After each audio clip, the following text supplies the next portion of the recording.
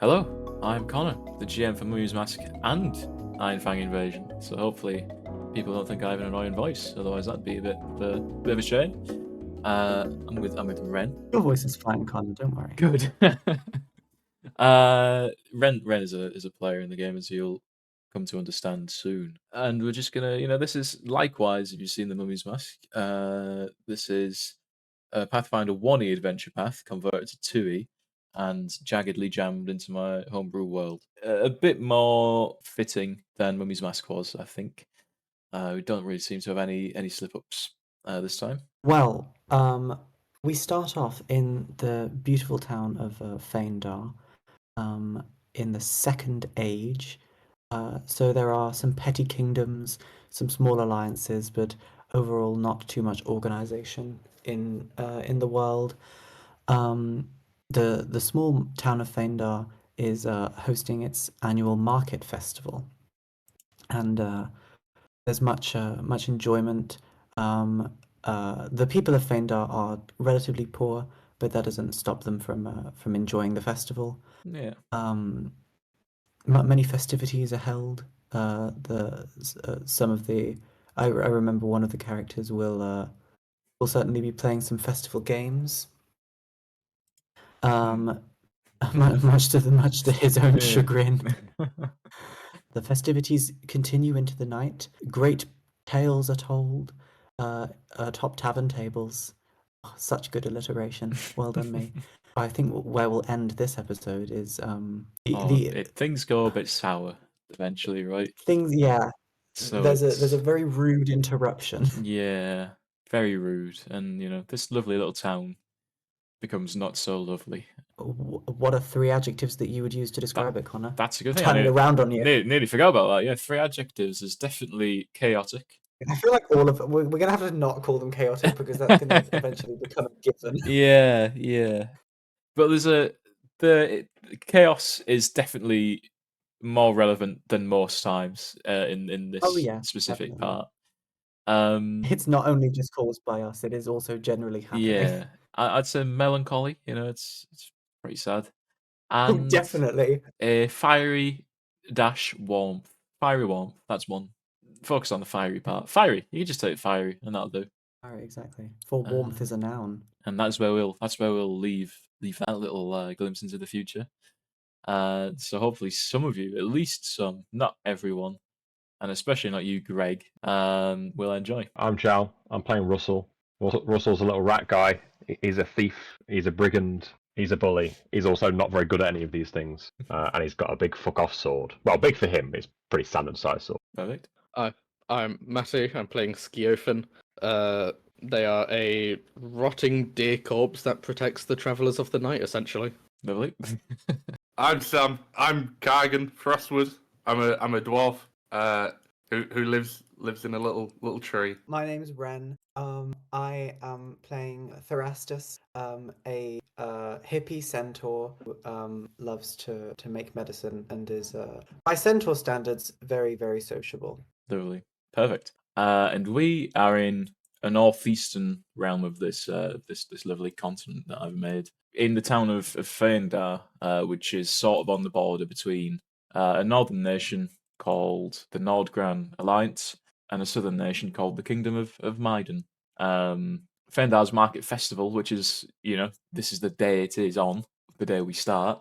It draws a crowd from all over the Nordgran Alliance, many solely to hear Aubryn the Green, the retired Green Hood stalker, turned Morkin on cleric, recount bawdy tales of adventure from her youth. And that's actually where we're going to start. It's a lovely... Someone give me a weather roll.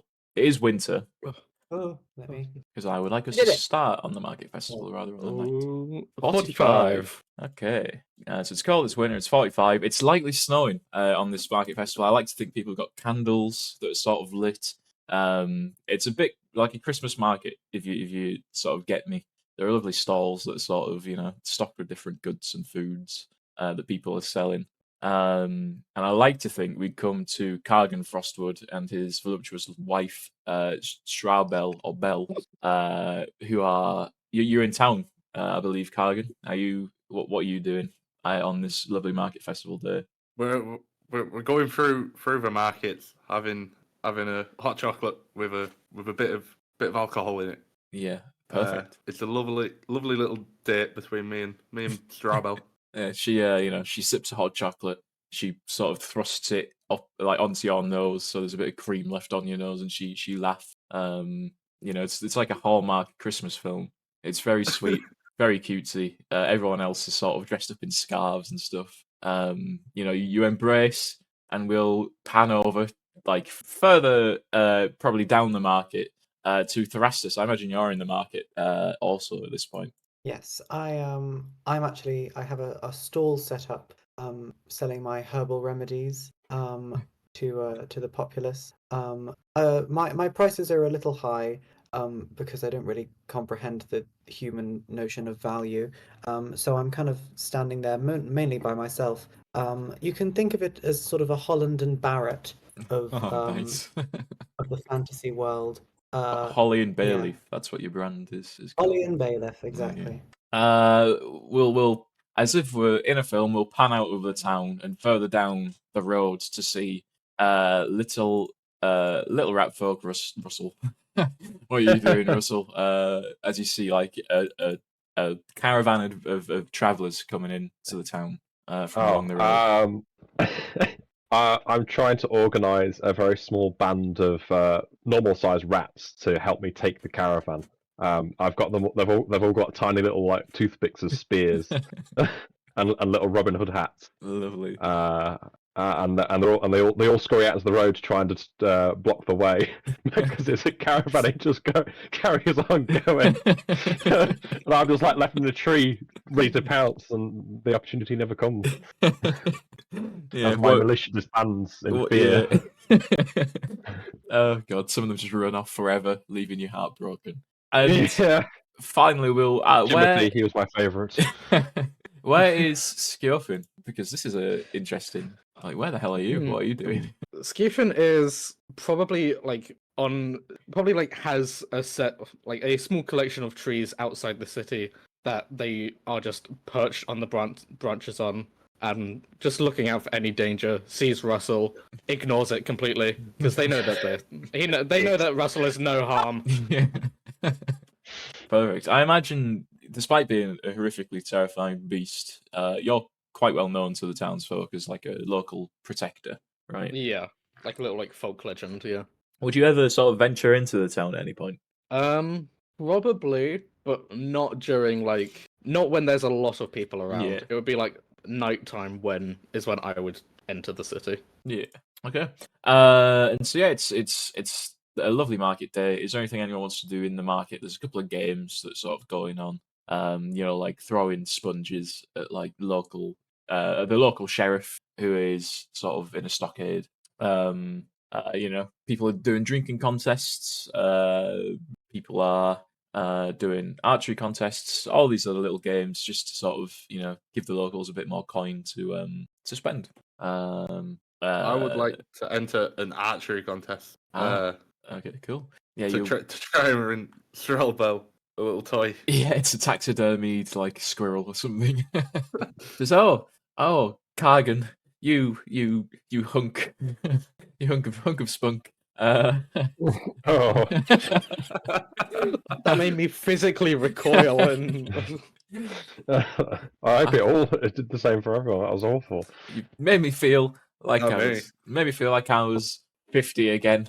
As you sort of enter this archery contest, we'll say it's 1 copper piece, and you have to hit the target 3 times to win a taxidermied squirrel. So can you just give me, we'll just say 3 athletics checks. I'll just get 1 athletic check. There's no point doing 3. And beat a 15. Yep, I rolled 10.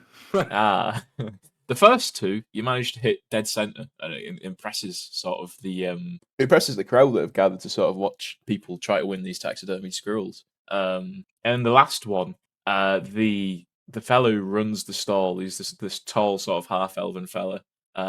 He has like a log that it's sort of it's the log stands right at the end of the archery range. And it's sort of above the muddy floor, so people can have a firm sort of stance while doing archery. he gives that a little wiggle, and it throws your balance off. So your arrow goes flying into the air and never to be seen again. Definitely doesn't hit the target. I leave cussing out all elves. Yeah, it's just like Belle sort of links arms with you and says, "Please, honey, stop being racist. We've talked about this. If we come into the town, we have to keep our prejudices to ourselves." And she continues back off into the crowd. Does anyone else want to do anything during the market before it turns to night? It's like late afternoon. How's my pilfering my wares going? A couple of people are coming and sort of taking looks, but the people of Fhaendar are a bit too poor to afford your holly and bay leaf sort of luxury herbs and medicinal herbal shit. So a lot of them turn their nose up. There is one guy who owns like a fine goods luxury shop called Oreld. He's sort of like got this black mustache and growing black hair, and he sort of comes over and says, trying to hawk luxury goods to these people. They're not so fine in tastes as I am, but I'll take a look. What are you selling? Oh, well, I sell all manner of incredibly potent elixirs, and for a man such as us, how old is this man? How old does he look? Be about late 40s, probably. I have so Thrastus will sort of look him up and down and lean over. He's quite imposing. He's about 7 feet tall. Yeah. Or maybe how tall is he? I did write it. He is 7'4". 2.25 meters. So he leans down from atop his horse body to get a little closer to this man's face and say, "I have a very potent elixir of shall we just say it shall allow you to please most wonderfully your accomplices of the night for a man of your age." He looks around as if to sort of see if anyone's listening in, and he leans in. He says, "Oh, and how much would that cost me?"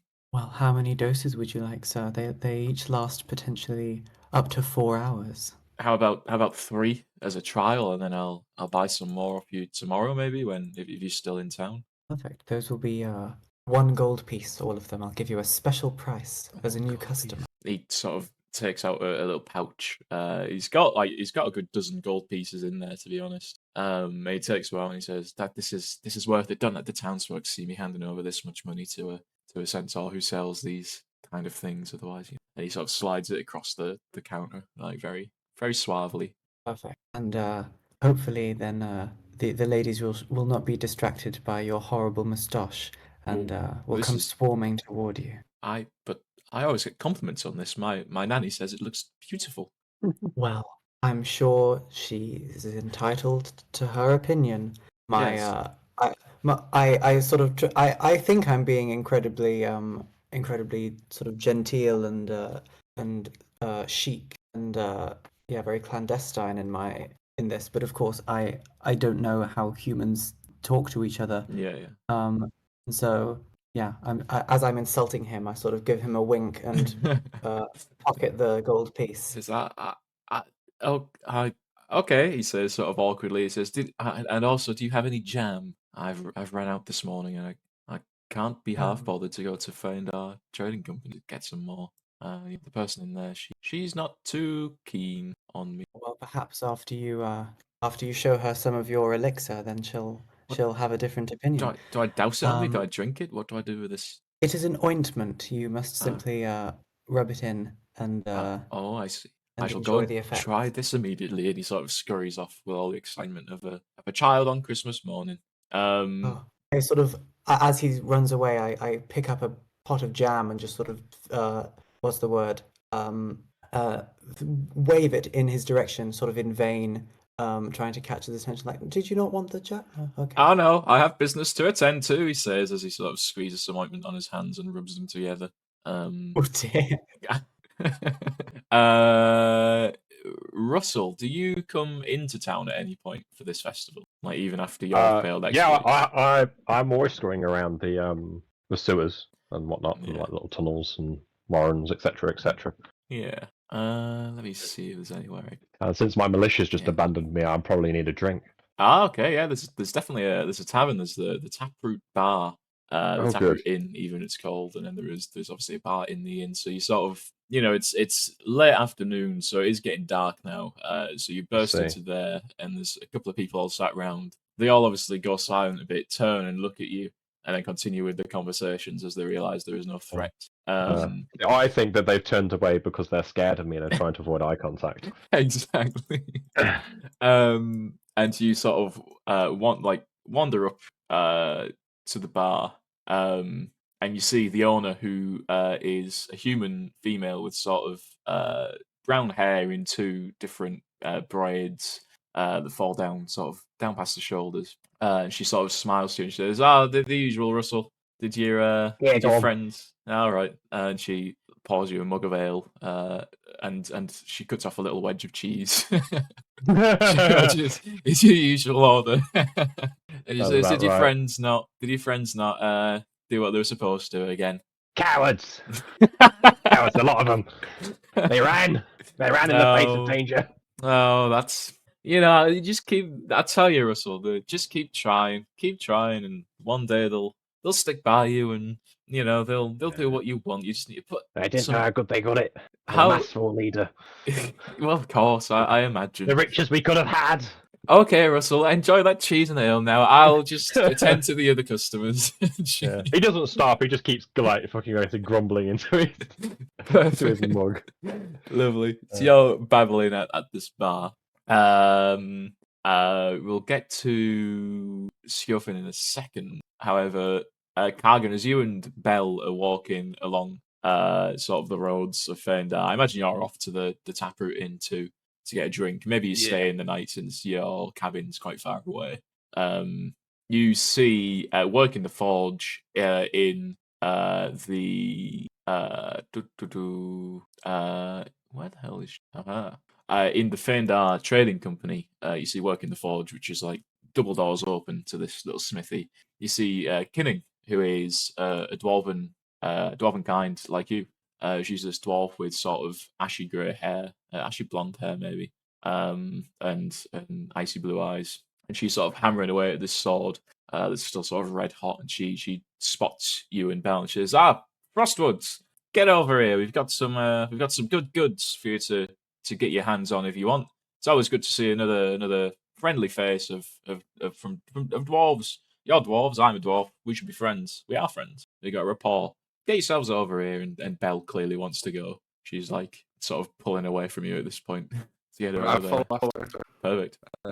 She says, "How's it been then? Been good hunting out in the woods. It's good to. I haven't seen you all day. Have you been here for long?" We got here just after midday. Ah, oh, that's good. You done much buying in the market? You got much gold left No, over? just scammed by some damn elves. Oh, well, it's that half elf, isn't it? It's Brian. He's a shifty. Well, they all are shifty, aren't they? These elves, you can't trust them. Can't trust them. That's what I always say. No one's as trustworthy as a dwarf. So what you doing? You staying here tonight? Yeah, the plan is to stay at the tavern tonight. Back to the forest tomorrow. We've got the matrimonial suite. Belle says so happily. I think you've promised this like special room in the inn. That's no. that's like got candles lit, and it's like very romantic and everything. She says, lovely. Can I interest you in any goods? It's been quite quiet today. And you always seem to use what I'm putting down. You want anything? Any restocks? Anything need fixing? Not of a minute. Hmm. Not of a minute, Kinnan. No worries, my brethren. You're always my first call if I need anything. Oh, of course, yeah, of course. Let me give you something. I found this strange. A kid came in today and he wanted a little sparring sword, and he gave me this weird piece of rock in return for a dull iron sword. So it's been a while since I've seen you. I'm just going to give you this, and she hands over a small piece of jade that is carved in the shape of a cat, and that's a nice little magical item there that you can use. So I like to think that you are friends with this woman. This is fantastic piece of work. It's it's a Thank you. knick-knack. I don't think I'll ever see any use for it. I'm always stuck up in here. I'd love to come around for dinner some point. If you'd be willing. I've never Feel left free. Fangwood. I'm sure Belle would love to put on a feast for you. Belle definitely. She sort of nods, says yes. We'll have goose and vegetables and pigeon. What else can we have? Leeks. Oh, and potato soup. Oh, and she starts getting flustered. She says, "Come on, let's. I need a drink. I need some wine in me. This has been a day and a half."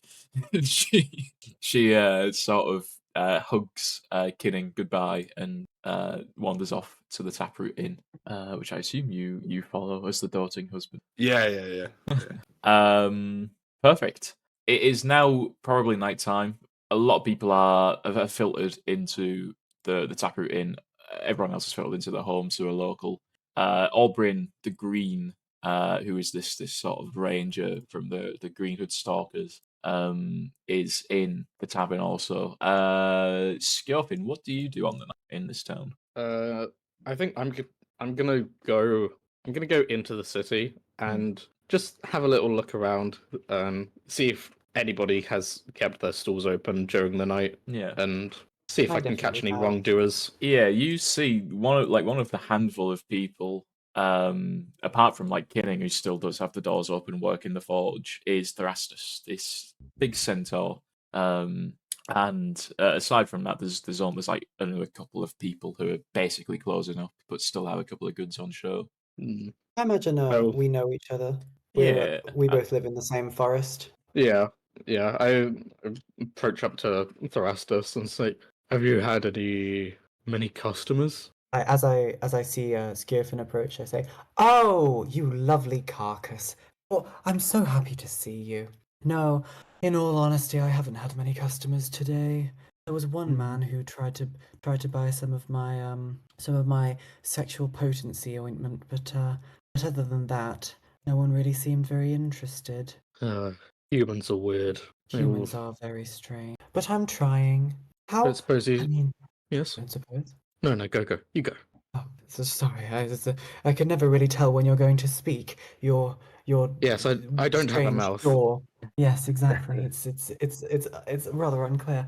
No, it's just I've been trying for so long to understand what these humans like, and it's all been in vain. All the other members of the Centaur clan have laughed at me for so long for trying. But we'll have to see. Well, What if they need have you been doing? some setting right. Well, I saw Russell again today. Oh dear. What's Another he up to failure. today? Oh, He sometimes I tried to- pity that little rat. Me too, but I have to keep up appearances. I let one rat folk slide, and we're in a swarm of them. Indeed. Well, your work has always been noble, far more noble than mine. Well, that's because you sell plants and not fungi. Don't suppose you've seen any wrongdoers around here, have you? Anyone that needs a little bit of a punish? I'll cast my mind back. Am I situated near that half-elf swindler? Yeah, you could probably see the Brian, the half elf swindler, is he was sort of just like opposite you over we'll say there's like a well in the middle, and it's a big circle. The Taproot Inn is on this circle, and there's all these different markets. He's opposite from where you are, but he's no longer there. He's packed up, and you saw him wander into the Taproot Inn. I'll address Skioffin. I'll say, well, there was one. Oh, he kept eliciting some very heated responses from the humans and the dwarves. A half elf. I think I've seen him around the markets before.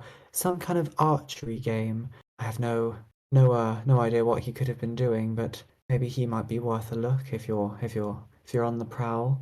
I think I saw him go into the Taproot Inn.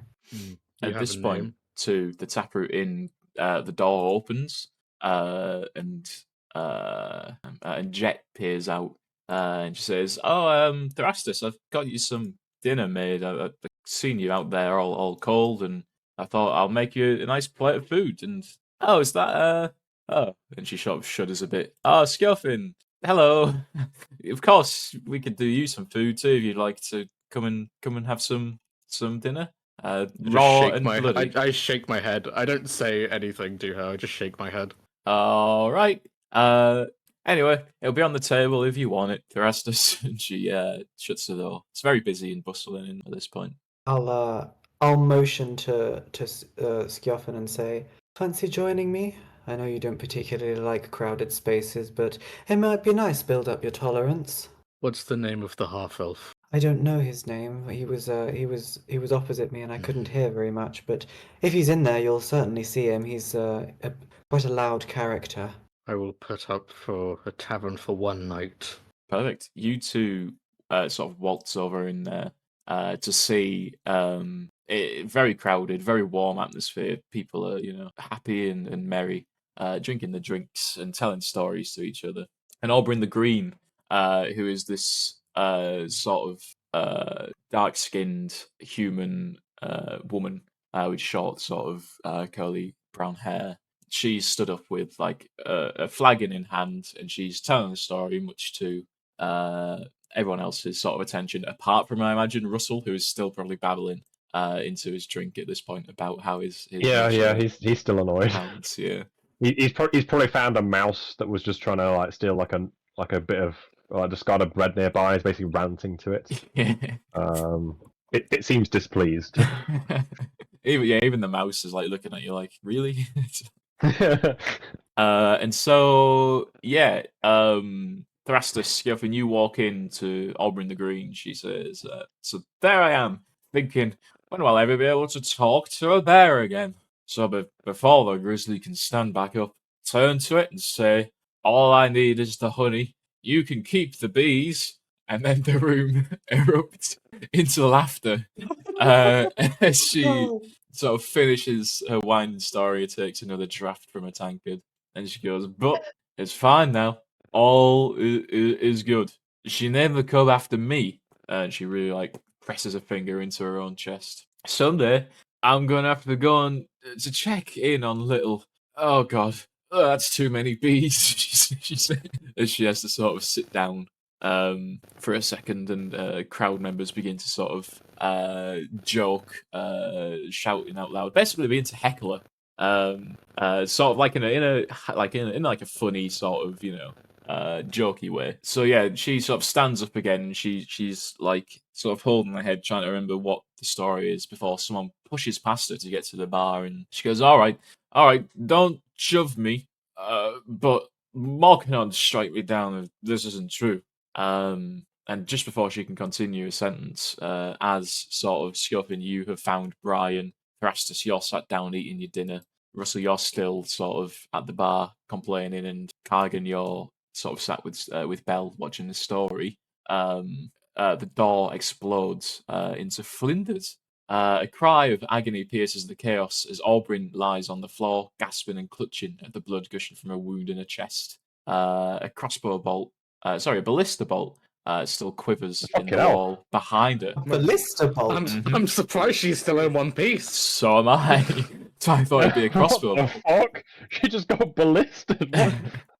Two hobgoblins in military dress stand beyond the shattered door, their blades drawn. Behind them, lit by the glow of burning homes, dozens, perhaps hundreds of hobgoblin soldiers march the street. Fhaendar burns, shouts of celebrations now replaced by panicked screams of the frightened and dying. Behind them, above the flames and humble rooftops, rises a black tower of stone. Can we roll for initiative? Christ. I like how small the bar is with me and Thrastus inside it. That's a 25 on Fucking hell. an 18 on Russell, 12 on Thrastus, 10 on Skioffin. 10 for me. 28 on a hobgoblin soldier, no. 16 on a hobgoblin soldier. So the first one, I think Thrastus being situated close to the door, the first one pushes past his comrade into Thrastus's space. None of you will have the weapons out at this point. A hobgoblin soldier sort of lunges past his friend and instantly sort of tries to just stab down with his longsword into Thrastus's body. Oh, and I rolled a natural 20 on that. God. Oh shit. Up to an amazing Glenn needs to start, make a ladies new and character. gentlemen. Please take 24 damage. Oh my That would god. have killed me. I'm already already dead. It killed. Oh, fucking hell. So Yeah, okay, I'm on Thrastus 0. Great. Love instantly goes down by this hobgoblin who slowly takes pleasure in retracting the sword from Thrastus's horse Oh, body no. and licks the blood off the blade before sort of slashing at an innocent, completely killing them instantly. At this point, yeah, there are other sort of hobgoblins. People are sort of fighting off. These are the ones that you're concerned with, basically. Shrabel sort of is hidden behind Kargan. She has no intent on fighting, and she wants her husband to protect her. Kargan, it is you. What do you Yeah, do? the first thing Kargan does is he flips the table to take cover and to give his Nice. wife some cover. He then Cool. immediately draws a crossbow off of his back, where he prepares to fire at the goblin that's just struck down the centaur. Nice. Let's see what that shot So is. cinematic. It's very good. That's not the most cinematic thing we've ever done in combat. Bam, it's a hit. Your crossbow bolt looses and lands into the hobgoblin soldier's body. For Yeah, damage. and a bolt sticks out of this fella's body.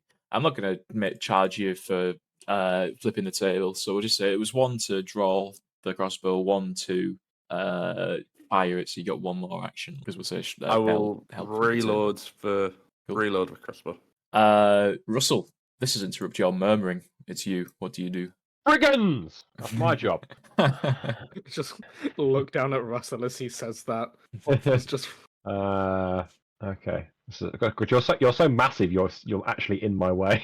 I can hit that one. Well, no, you can't even hit that one. You're just huge. so Can I? big. Or the centaurs on the ground. So can I You can electrify that one with like Oh, an yeah. electric arm? I'm Yeah, lying definitely. dead currently. Yeah, Not okay. dead, I'll try not to unconscious. electrocute them. Both the first hobgoblin fails, the second succeeds only just as you shoot this bolt of electricity that arcs between them. Ooh, max damage. First one takes 8, and the second one takes 4. Lovely. Okay. I will cackle with magical might, and then I'm going to do arcane cascade. What does Arcane Cascade look like?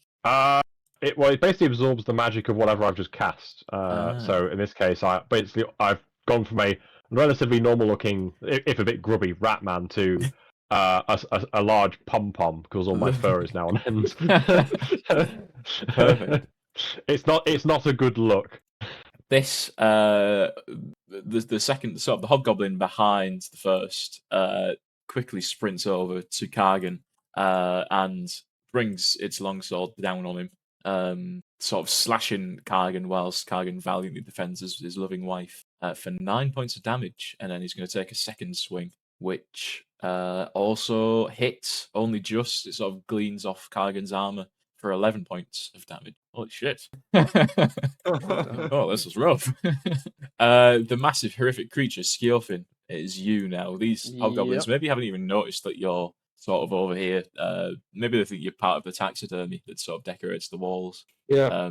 And just an it extension very of quickly it. becomes clear that I'm not part of the taxidermy, as my body, I am activating my rotten rage, which basically my body starts rapidly decomposing, and a lot of like spores essentially just are going up into the air Nice. as I effectively just like pounce into this corner in Oh Christ, yeah.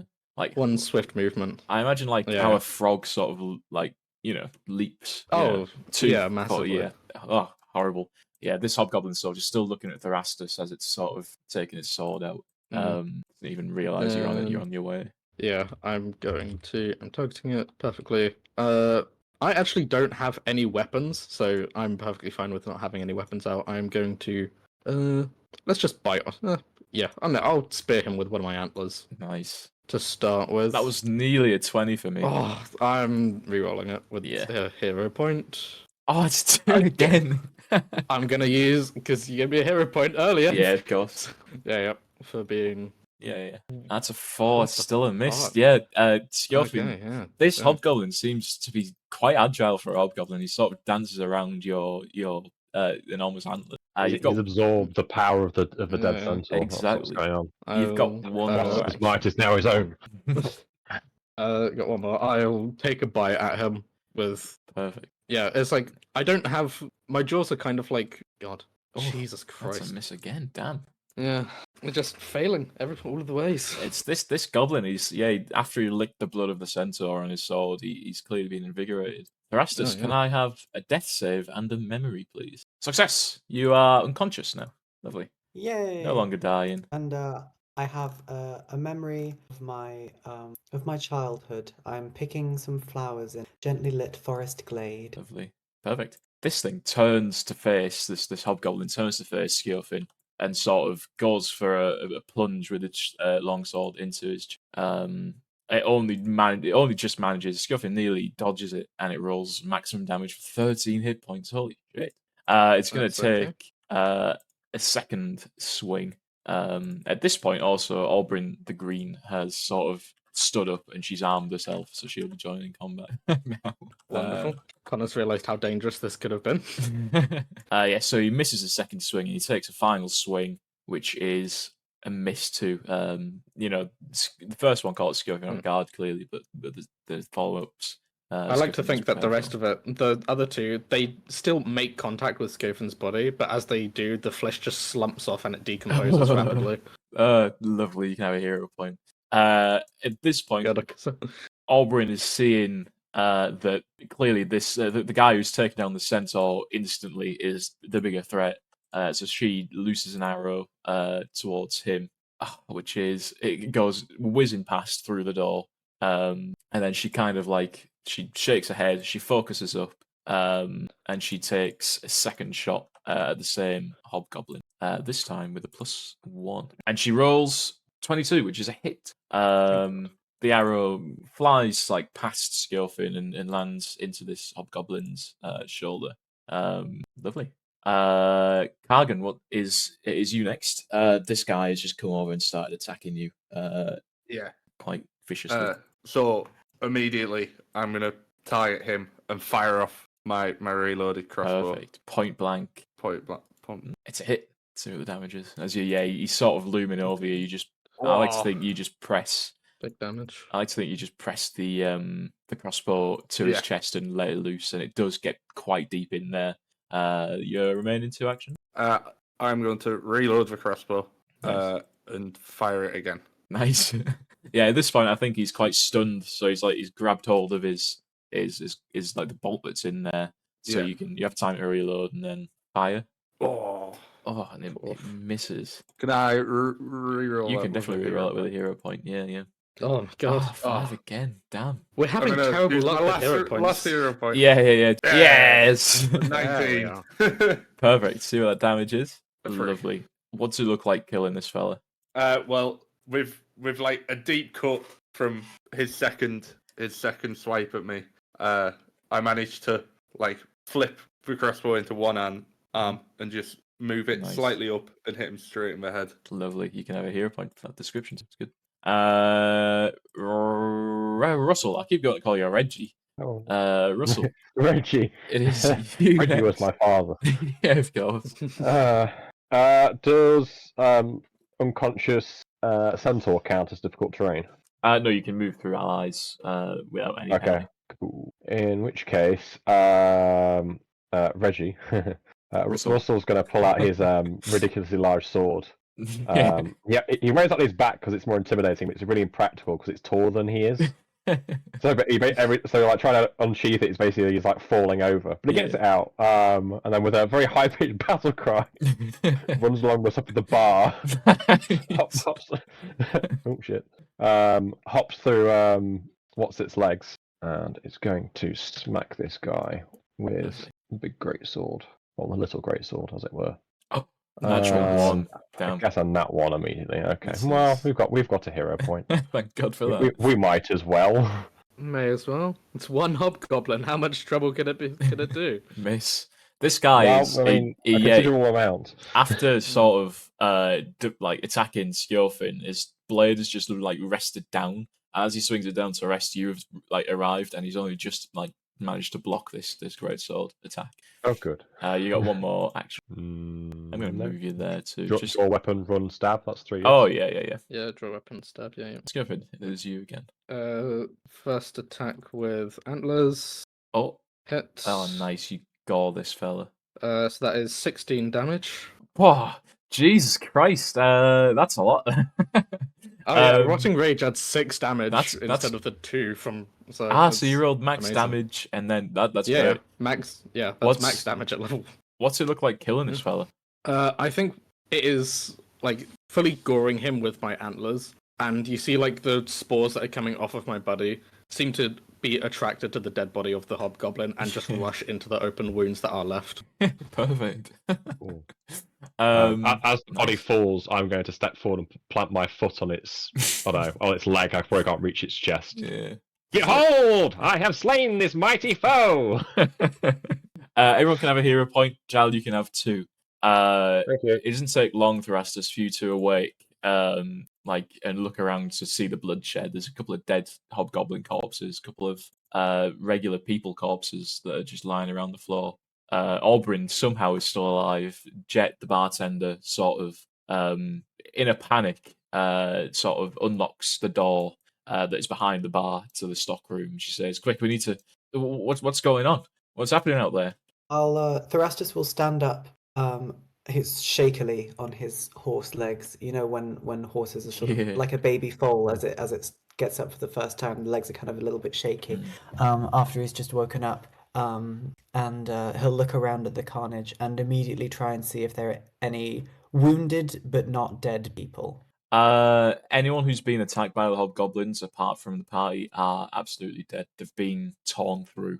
It's horrible. But there are about a dozen survivors who are just revelers in the tavern. There's Oberyn the Green, and there is Jet. Oberyn was she was hit by the ballista. She right? was, yeah. It got her in her side. Okay. Can I try and can I roll just a medicine check to try and heal her? Yeah, and yeah, then heal myself also. Yeah, of course. Yeah, give me a treat wounds. Just do one Did I and hear- use it for her too.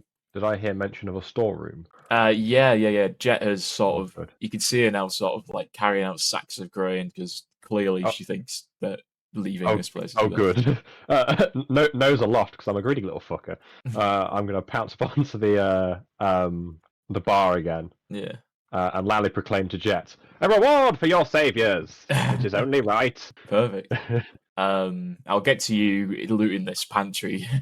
She Your finest reel of cheese. she looks to you. I think you probably both have a bit of a rapport too, since she's like a ranger and you obviously live in the woods. So I feel like you probably Okay. both know each other, right, Thrastus? Yes, we Cool. do. So she sort of go on. I'll as I'm patching her up, well, I'm presuming I'm doing more than patching her up because she's taken a fairly significant wound. Where did the ballista bolt hit? It came through the door and hit her just the side of her torso, like through her hip, nearly. Like it went through her Ooh. flesh though. It just clipped her, so it ripped through sort of the fatty, fleshy side. Okay. If it was like yeah, 3 inches to the right, it would have hit a bone and probably killed her. delightful. Okay, then I've applied sort of a poultice and some leaves because I used natural medicine, not a medicine check, so I rolled with nature. And so yes, I was just trying as I was doing so, I was trying to calm her down because presumably she's in quite a bit of shock. She is, yeah. She's like hyperventilating at this point.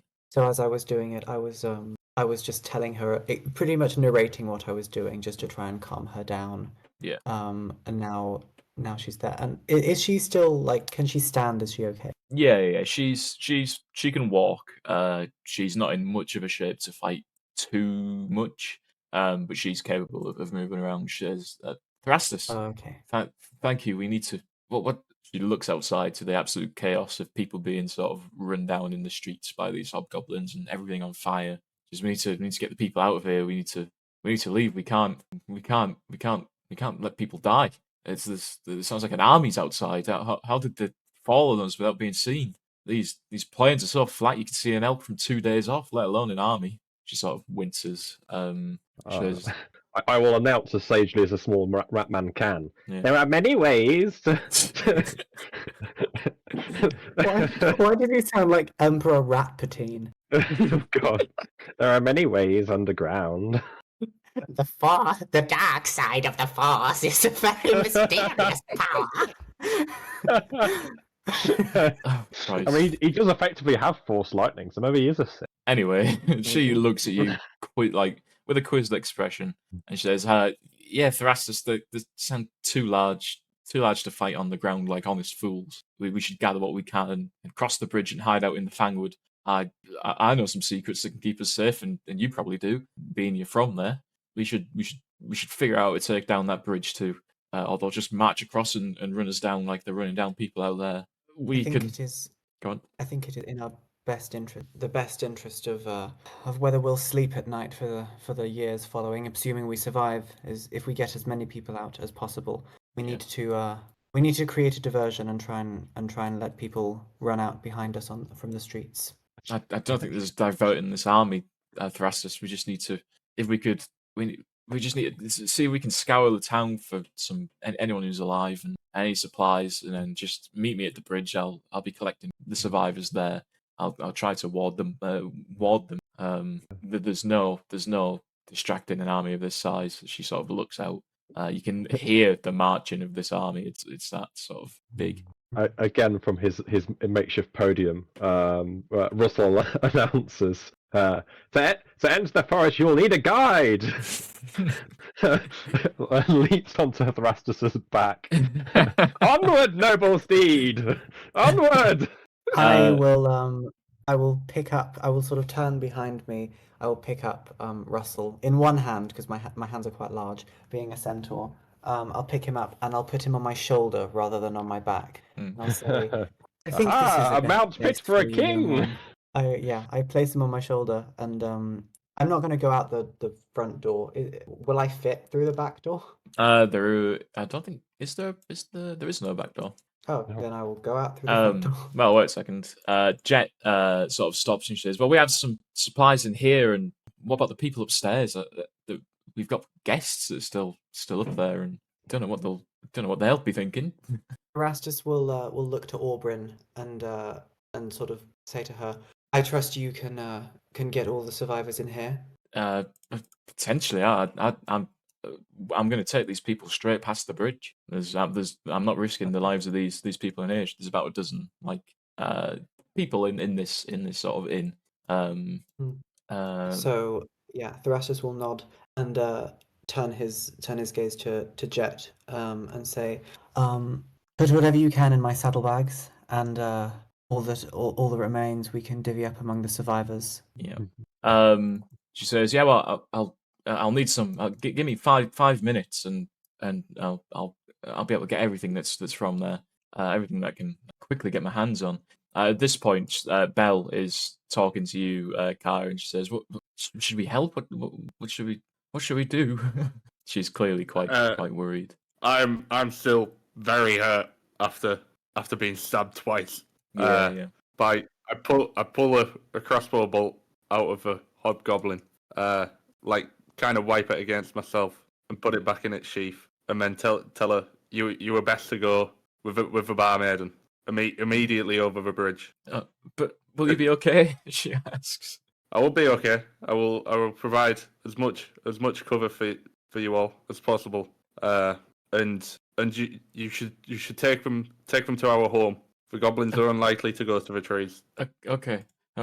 She's sort of hyping herself up. She says, "Cerebra guide you." Cerebra being like the god of the forests and nature and stuff. And she sort of runs up to the barmaid and begins to help her with stuff. But the barmaid Jet sort of comes out and tosses you this. Seeing that you're like the most grievously wounded at this point now, she tosses you a healing potion. She says, "Here, I've had this saved up." Keeping the good stuff. Yeah, I've had this saved up Oh, in wow. case of something like this. There is a caveat. I need you to go upstairs and get people from their rooms, bring them down, and tell them what's going on. Make them part of us. We can't just leave them. Okay. I'm gonna go into drink the potion. Nice, you heal for a fair bit. Right, and then I'm going to run straight upstairs. Perfect. I sense an opportunity. I would like to follow. Lovely. So you both go upstairs, and it's you've probably both been up here before. It's classic sort of tavern layout. There's a couple of rooms. It's smelly, but it's warm. There's a large, fairly large private rooms for travellers with more coin too. You imagine one of the larger rooms was what you and Belle were going to stay in. That she seemed to be concerned of. So I walk down the hall. I'm gonna say this one was where we were supposed to stay, and I just kick in basically every door possible, shouting downstairs, everyone now downstairs. People are immediately rushing out because they were clearly they could hear outside what was going on, but obviously maybe some of them were too scared to move. On the tail end of his announcements, leave your things! Bring only the most essential items! The journey is long and hard! Give me a deception check. Yeah, I don't think many people are buying that. It's pretty poor. Even less. No one's really buying that. Okay. All right. A couple of people are buying it. And leave behind, roll me a d4. Leave behind 3 silver pieces worth of bits and bobs. Kargan, you get to this store, like the one right at the end, and you try to kick it down, but it doesn't budge. Something's being sort of blocked up behind it. And from beyond, you hear, we're not coming out. It's too dangerous down there. If you do not leave now, you will die. But hobgoblins, they have no remorse. I've seen these kind of people before. Okay, give me a diplomacy check or an intimidation, depending on how you want to play it. If you want to scare them or reason. Diplomacy. Okay, cool. I feel like that works. They're already scared of it. Natural 20. Oh, not 20. Oh, yes. So it's only a 19. That's fine. You hear them sort of muttering and say, okay, and they push whatever was blocking the door back like a cupboard, and they open it and they run out. They've got big sort of sacks of provisions on them. There is a provision point system in this. I don't think we're going to use it because it doesn't look that interesting. I don't think many people keep up with it when they've played this thing. You'll notice to your left, Kargan, like here is like a lockbox. You have probably been here before, and it's where Jet offers people to store their valuables. It's locked still. How heavy is it? It's like a big sort of cupboardy thing. I think it's just a locked cupboard. Kargan is not interested in said lockbox. Fair enough. That's very noble of you. So he's going to follow all the other guests downstairs. Perfect. And leave Raspboy. What kind of what's this lockbox? Yeah, what's it made of? It's a big wooden sort of cupboard, basically, that just has a padlock on it. That's not like a little metal. Pry it open with a crowbar. Yeah, give me an athletics check and beat a 15. Cool. Does the crowbar do anything? It lets you pry it open without a circumstance penalty. Okay, fair enough. Natural 20. Wow. Roll me a D20. Look, it's changed. Could have really used that in the combat. A 1. So there's one thing left in it. There is a there's a nice little brass anklet. That's all that's left. The town of Fhaendar is fairly poor, so the travellers have clearly maybe not got much either. But you do manage to recover this piece of jewellery. Shame you don't have any hero points, isn't it? Yeah. Perfect. I'd like to imagine that, like, it's an incredibly triumphant moment that this little rat, like, jumps on the crowbar to use all of his leverage. The cupboard flies open and it just smash cuts to inside. It's like a small little cricket and a little piece of tumbleweed almost in the thing, and then one shitty little bronze anklet, just like. From downstairs, Russell, you hear Jet shouting, "Is anyone good with magic?" As everyone else who is downstairs see her take this little sort of crate from beneath the bar and pop off the top, where it reveals a couple of wands, basically, a couple of healing potions. Is anyone good with magic? I've got some stuff here. Come down then, Russell. I can hear you up there. This is danger times. I will. Thrastus will take the healing potions. So we'll say there's 3. 3 healing, great. They're in the stash. Do you take both of these wands, Russell? There's a Oh, wand wow, of right. grease and a wand of prestidigitation. Yeah, sure. Actually, prestidigitation is a cantrip in this, so you get a cantrip deck, a 5-pack. Don't know what that does. Not really. But we'll get to that, I I'll suppose. find out.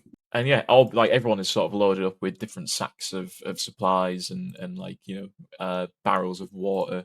We'll say there's about 7 people apart from Aubrey and Jet.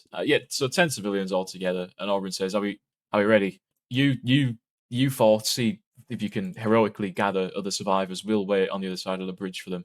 If you can send them there, please try to be safe." Kargan is gonna ready himself by Mhm. putting his crossbow into one hand. Oh wait, never mind. You can't do that. But yeah, he's gonna ready his Just crossbow. roll that. Cool. And reload Gracias. it. Erastus is going to Jet saying, "Be safe." He's going to smile and say, "Of course. We know what we're doing." And then he thinks he's doing a thumbs do? up, but he's actually sticking up his middle finger at her. She is too traumatized to sort of correct you or anything. Just flashing a dashing smile with his middle finger stuck up there, like, "Yeah, we'll." And then he sort of charges forward. Well, hey!